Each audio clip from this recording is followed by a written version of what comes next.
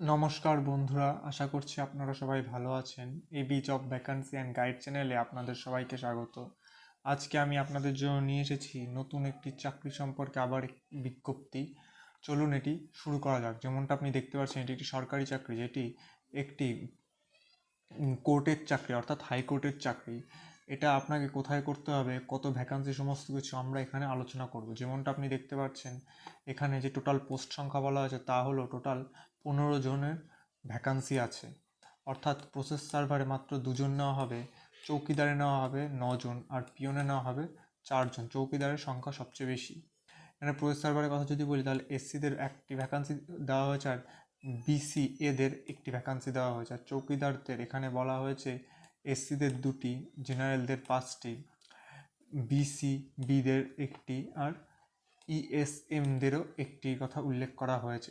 পিয়নদের ক্ষেত্রে বলা হয়েছে এসসিদের একটি, জেনারেলদের একটি, আর ইএসএমদের এখানে একটি ভ্যাকান্সির কথা বলা হয়েছে, আর সাথে পিডাব্লিউডিদের জন্য একটি ভ্যাকান্সি উল্লেখ করা হয়েছে।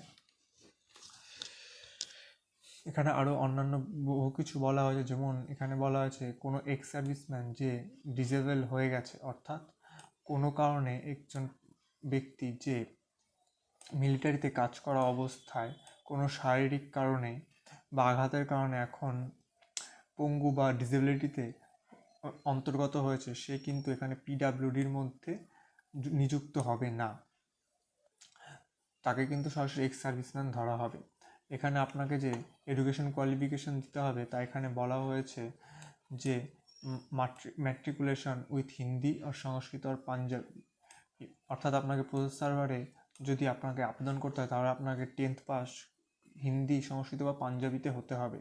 ও একটা কথা বলতে আমি ভুলে গেছি, এটা এইখানে যে পোস্ট 15টির কথা বলা হয়েছে তা পরবর্তীতে ইনক্রিজ বা ডিক্রিজ ওনারা নিজেদের মতন করতে পারে। এখানে আরও বলা হয়েছে, যেমন চৌকিদারদের কথা যদি বলি, চৌকিদারদের ক্ষেত্রেও ঠিক একই রকম বলা হয়েছে যে আপনাদের কম করে মাধ্যমিকে হিন্দি বা সংস্কৃত বা পাঞ্জাবি যে কোনো একটি ভাষা থাকতে হবে। পিয়নদের ক্ষেত্রেও তাই, মাধ্যমিকে হিন্দি, সংস্কৃত বা পাঞ্জাবির মধ্যে যে কোনো একটি ভাষা দরকার। এখানে বয়সের সীমা বলে দেওয়া হয়েছে যে 18 থেকে 42 বছর বয়সের মধ্যে আপনাকে আবেদন করতে হবে। আর আপনার বয়স যে নির্ধারণ করা হবে সেটা হলো 1/1/2024 অনুযায়ী। এখানে যে বয়সের ছাড়ের কথা আছে সেটা গভর্নমেন্ট রুলস অনুযায়ী আপনাকে দেওয়া হবে। এইটার যে ফর্মটা পাবলিশ হয়েছে তা হলো 2/12/2024। আর আপনাকে লাস্ট ডেট দেওয়া হয়েছে 21/12/2024 বিকেল 5টা পর্যন্ত। এখানে আপনাকে যেখানে ফর্মটা ফিল আপ করে পাঠাতে হবে, অর্থাৎ অফলাইন, অনলাইনেরই হবে না। এখানে অ্যাড্রেসের কথা বলা হয়েছে, এখানে ডিস্ট্রিক্ট অ্যান্ড সেশন জাজ শীর্ষা, আপনাকে এইখানটাতে আপনাকে এই পোস্টটি পাঠাতে হবে। আর সঙ্গে আপনি যদি কোনো স্টেট গভর্নমেন্ট, সেমি গভর্নমেন্ট বা অন্য কোনো আন্ডারে কাজ করে থাকেন, তাহলে আপনাকে প্রপার চ্যানেলের মাধ্যমে এটি পাঠাতে হবে। এখানে দেখুন বলা হয়েছে, এখানে আপনাকে সরাসরি ইন্টারভিউর মাধ্যমে আপনাকে নিয়োগ করা হবে। এখানে ইন্টারভিউয়ের সমস্ত কিছু ডিটেলস বলা হয়েছে। যেমন প্রসেস সার্ভারের যে ইন্টারভিউ বলা হচ্ছে তা হলো প্রথম 3টে ডেট দেওয়া হয়েছে। 20/1/2025 আপনাকে ইন্টারভিউ নেওয়া হবে, যেখানে অ্যালফাবেট এ থেকে এম পর্যন্ত আপনাকে ডাকা হবে সেই দিন। পরের দিন 21 তারিখে আপনাদের এন থেকে আর পর্যন্ত অ্যালফাবেটের নাম অনুযায়ী আপনাকে যেতে হবে। আর 22 তারিখেও ঠিক সেরকমভাবে এস থেকে জেড পর্যন্ত বাকি ক্যান্ডিডেটরা যাবে। চৌকিদারদের ক্ষেত্রেও তাই দেওয়া করা হয়েছে। চৌকিদারদের টাইম দেওয়া হয়েছে 23, 24 আর 27, আর সেখানে অ্যালফাবেট অনুযায়ীও আগের মতনই রয়েছে।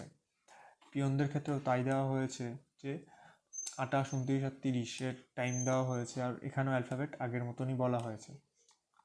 এখানে কিন্তু প্রথমে উল্লেখ করে দেওয়া আছে আপনাকে ইন্টারভিউর জন্য কিন্তু কোনো কল লেটার বা কোনো কিছু আসবে না, অর্থাৎ আপনাকে নিজের থেকে ওখানে ইন্টারভিউর জন্য যেতে হবে। আর এখানে আপনাকে যে রিপোর্টিং টাইমের কথা বলা আছে তা হলো 9:30, অর্থাৎ আপনাকে 9:30টার মধ্যে ওখানে রিপোর্ট করতে হবে। তাও কোথায় রিপোর্ট করতে হবে তাও বলা হয়েছে যে কোর্ট কমপ্লেক্স শীর্ষা। এখানে আরও অন্যান্য জিনিস বলা আছে, যেমন আপনাকে এখানে একটি সিভি নিয়ে যেতে হবে, সেখানে সেলফ অ্যাসিস্টেড থাকবে সমস্ত কপি এবং সমস্ত টেস্টালমানিয়ালস, অর্থাৎ আপনার সমস্ত ডিটেলস সমস্ত কিছু সেখানে দেওয়া থাকবে। আপনার একটি ফটো সেখানে দিতে হবে এবং কন্ট্যাক্ট নাম্বারও সেখানে দেওয়া অবশ্যই জরুরি। আর আপনি যদি পিডাব্লিউডি অন্তর্গত হন, তাহলে আপনাকে 40% বা তার বেশি ডিসেবিলিটি থাকতে হবে, নয়তো কিন্তু আপনি এখানে আবেদন করতে পারবেন না পিডাব্লিউডি ক্যান্ডিডেটের জন্য। এখানে এনারা নিজেদের অফিসিয়াল যে ইমেল আইডি সেটার কথা উল্লেখ করেছে, আপনারা চাইলে এখানে মেসেজ করে অন্যান্য বহু তথ্য জানতে পারেন। এখানে আরও উল্লেখ করে দেওয়া হয়েছে যে আপনি যদি আপনার তথ্য ইমেলের মাধ্যমে পাঠান তাহলে সেটা ভ্যালিড হবে না, আপনাকে সরাসরি দরখাস্ত এখানে জমা দিতে হবে। আশা করছি আমি আপনাদের সমস্ত কিছু বোঝাতে পেরেছি। আমার ভিডিওটি যদি আপনাদের ভালো লেগে থাকে তাহলে ভিডিওটিকে লাইক, শেয়ার এবং চ্যানেলটি অবশ্যই আপনারা সাবস্ক্রাইব করে দেবেন। কোনো অন্য প্রশ্ন থাকলে আপনারা আমাকে সরাসরি কমেন্ট বক্সে মেসেজ করে জানাতে পারেন। ধন্যবাদ।